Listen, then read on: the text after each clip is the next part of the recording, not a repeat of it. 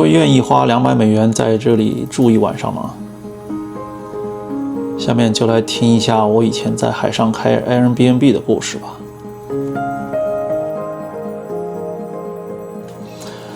嗨，大家好，我是 Mark， 今天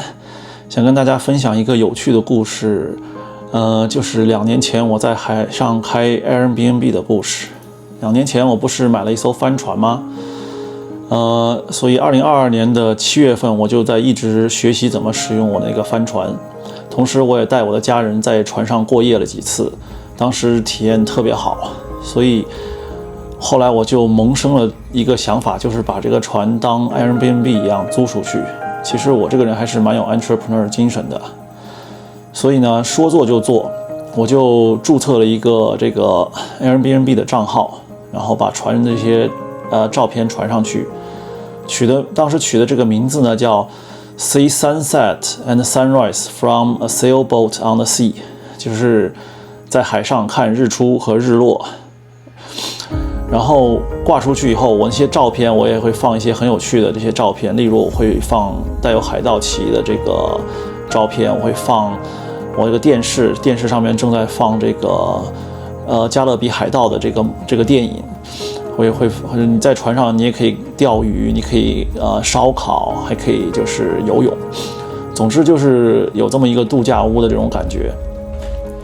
其实真正的体验呢，就是一个在海上 camping 的这么一个这个体验，同时可以看日出和日落。所以我就把这个挂出去了。很快呢，我就有了第一对的客人。我当时的这个招待客人的流程呢，就是我们约好，比如说周六下午3点，我们会到这个码头见面，然后我就带着1桶水，我会带1加仑的这个水，带着客人一起，我们就坐这个 water taxi 到船上去。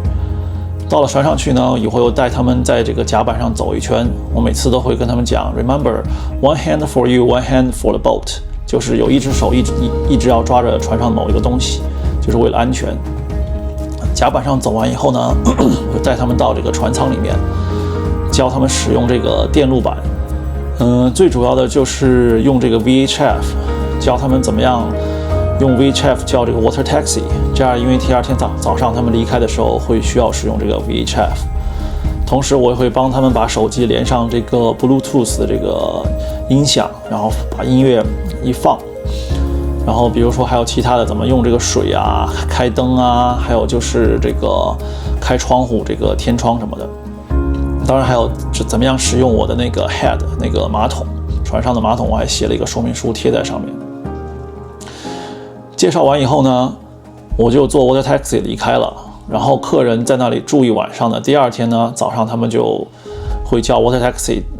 就回去，就是这样一个流程。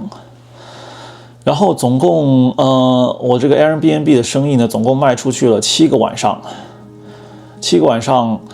其中印象比较深刻的客人呢，就是比如说第一对这个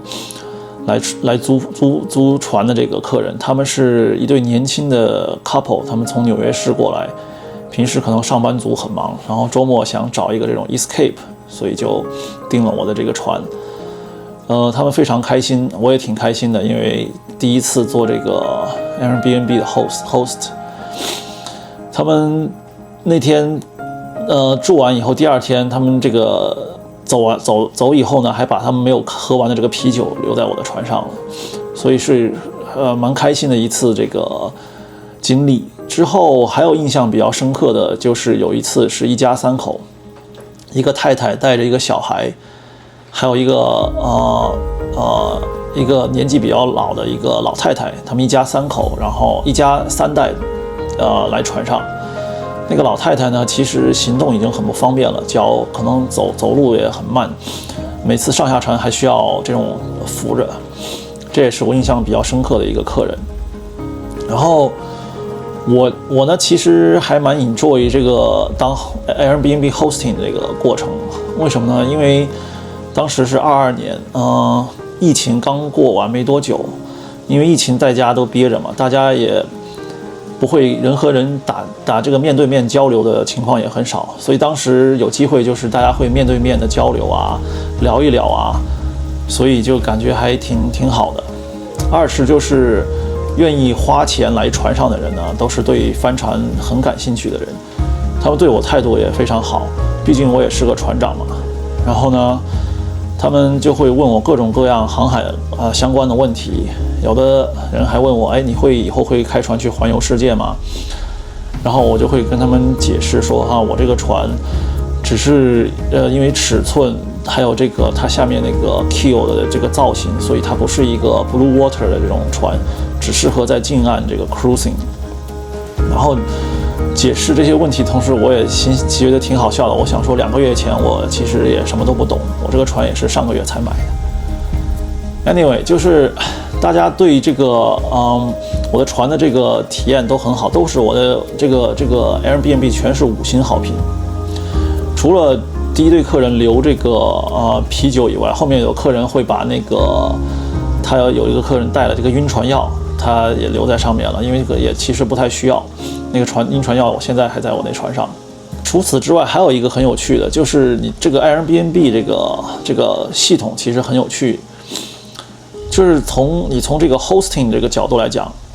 你不管是个房子，你是一个房间也好，或者是你一个 RV， 或者是像我这样一个 boat，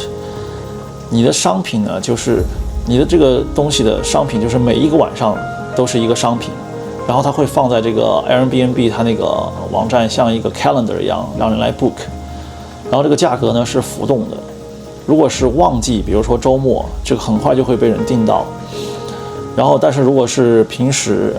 就比较没有人来订，比如说周2到周3、周4就很难订，所以一般周2到周4价格就低一点，比如说我是$200，然后到周末就是$300-400，所以我这个当时的这个船最便宜的一晚上大概卖$200，然后平时大多数是$300左右，当然也有一个晚上卖了大概$500，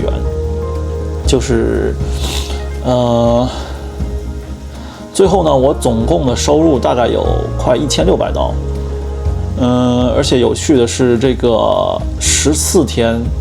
在美国，如果你是 Airbnb 这种房子出租14天以下，你不需要付一个这个联邦税。但是后来我为什么没有做这个 Airbnb 了呢？一是其实这个 Airbnb 是一件很费时费力的事情，特别是像我这种情况，因为我每次客人来，我都要到码头去接他们，我要带他们上船，然后呢，客人每次走了以后呢，我还要到船上去打扫、去清理垃圾，然后有时候他那个我需要去 pump out， 因为那个就是你用完那个马桶，它那些粪便还有尿液都在一个 holding tank 里面，那个 holding tank容量有限，过几天以后呢，就需要叫这个 pump out boat 来把它抽走，所以就是有很多精力要做这个处理。第二个一个是当然也是最后压垮这个事情的最后一根稻草呢，是遇到不太好的客人。比如说我最后一个客人，他们当时我记得在这个码头见面的时候，他们似乎看起来心情就不太好，然后上船住了一晚上呢以后呢，首先是跟我抱怨然后给我一个1星的差评，然后跟我抱怨的原因是什么呢？是因为他们前天晚上没有看到日出，然后所以他们那天又很早的这个叫那个 VHF 叫码头人来接他们，所以那天码头的人也跟我抱怨说这样不行啊，就是做 Airbnb， 而且没有人这么做。所以这个，因为我觉得跟码头的人搞好关系也是蛮重要的，所以我最后也就决定不做这个 Airbnb 这个事情了。但是呢，现在我回想起来，我觉得还是一个很有趣的一个 experience。我是这么想的，因为除了最后那一个客人他不满意以外，前面的6个客人，我认为他们都非常开心。我觉得那次旅程应该对他们来讲，应该都是这个 lifetime 的 experience。有时候我想想这样就觉得已经够了，所以呢，2022年的夏天呢，我记得我就是过得特别充实。先是6月，我是去买船，在研究帆船这个事情，然后7月呢，我在学帆船，自己体验。8月呢，我又通过这个帆船开了一个 Airbnb 的这个生意，所以其实那个夏天过得还蛮开心的。我当时2年前的想法呢，就是说想说开这个 Airbnb， 把这个停船的这个 mooring 这个费用给挣出来，包括或者是冬天的 storage 费用。现在呢，我又继续有这个想法，就是做这个 YouTube， 然后呢，叫做继续压榨我这艘船 Milk My Boat， 然后拍一些视频，希望等我这个 YouTube channel 以后如果有收益呢，我就可以支付我这个停船的费用。所以这就是我的一个故事的分享，所以还请大家多多点赞、留言、关注转发。谢谢大家，我们下期再见，拜拜。